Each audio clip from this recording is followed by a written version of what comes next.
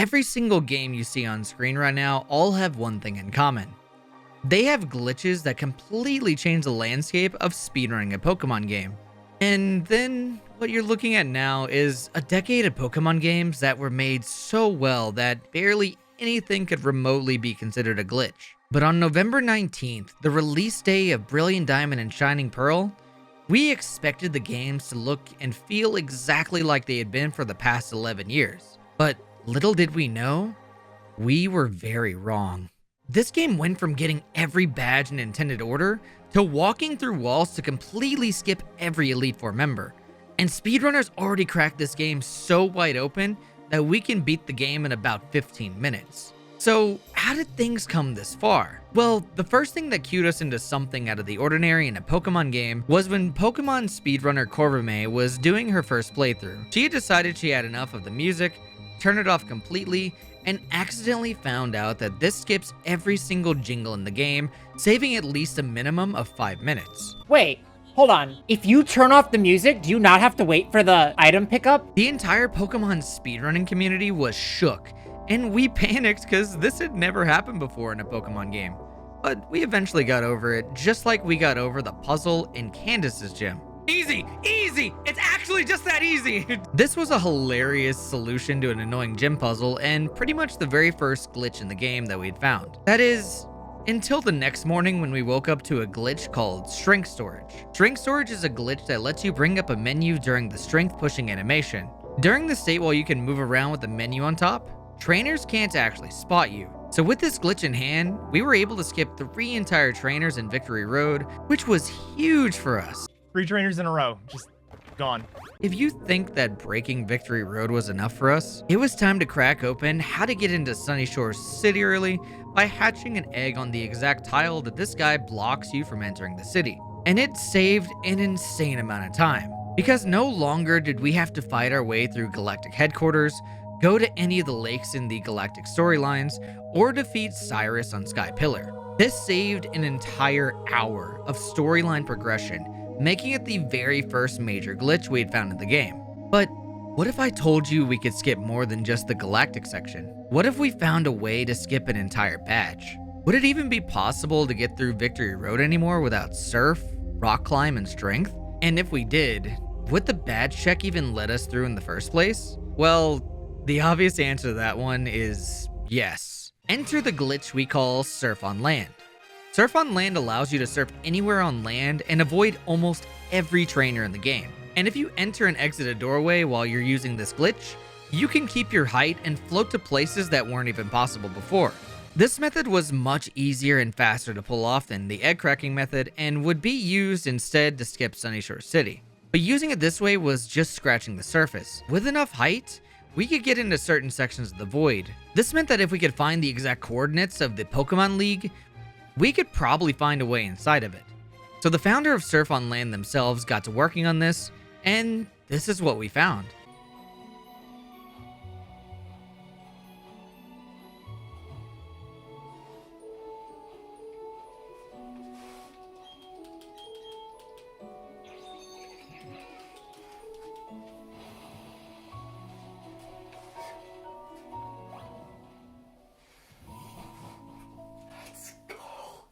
This meant we could get into the Pokemon League without Rock Climb, but nobody had a file that made it that far to see if the badge check actually worked. That is, until I hacked one of my files and the results surprised thousands of people. Here we go.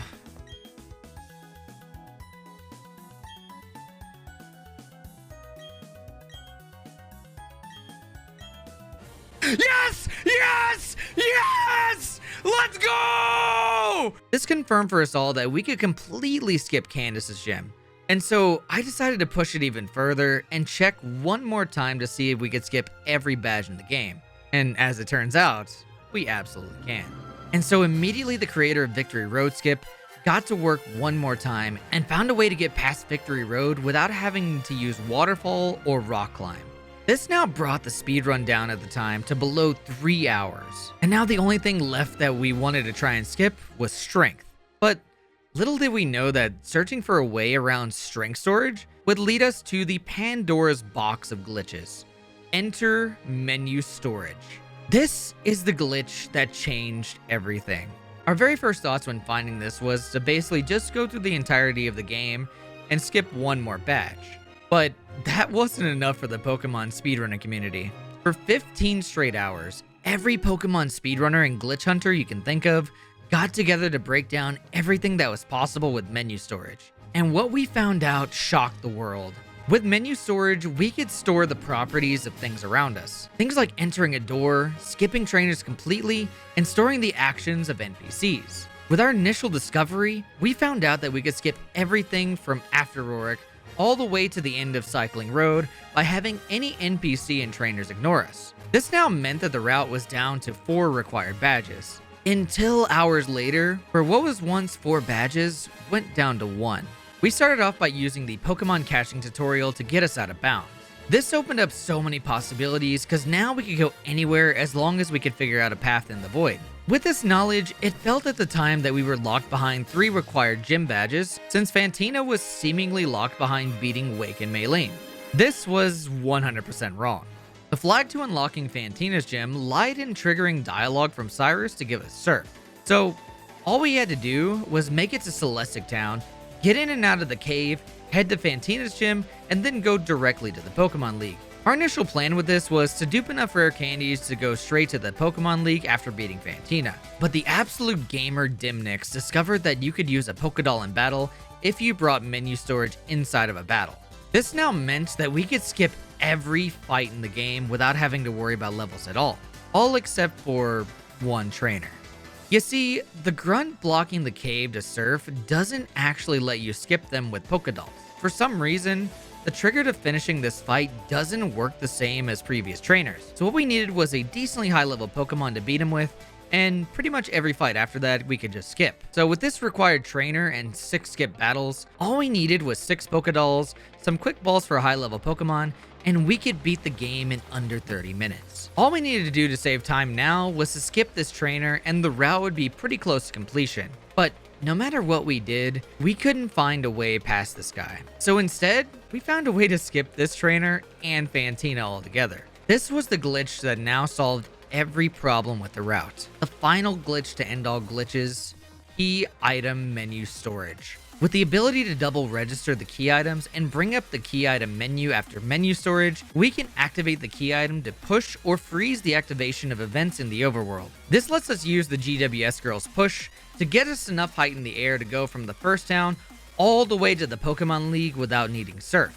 And now that we don't need the gym badge and we don't even need to battle the trainer, how do we get past the entire Elite Four and Barry without Pokédolls? Just do a harder trick that lets us skip the Pokédolls altogether. First trick we do is to do a double storage on this escalator, and this will let us clip out of bounds and skip Barry and the badge check altogether. As for the Elite Four, we're going to stack together what we call a menu sandwich. The ingredients: key item storage, menu storage, and one more key item storage. With this setup, we tiptoe through the door and then activate the key item as the door is fading out. This puts us into the Elite Four room in a frozen state with the doors closed. With this state, we can inch forward and activate the second key item storage, which will then open up the door down below, and then use the scripted push to push us past the Elite Four room walls and into the loading zone for the next room. Copy and paste this process 4 times for each Elite Four member, pull up the key item storage to skip Cynthia and the Hall of Fame, and that is the final recipe for speedrunning Pokemon Brilliant Diamond and Shining Pearl. If you enjoyed the history of the BDSP speedrun route, be sure to subscribe for more Pokemon speedrunning content, and let me know what you guys thought of the evolution of this speedrun. Thanks for watching, and I'll see you guys in the next one.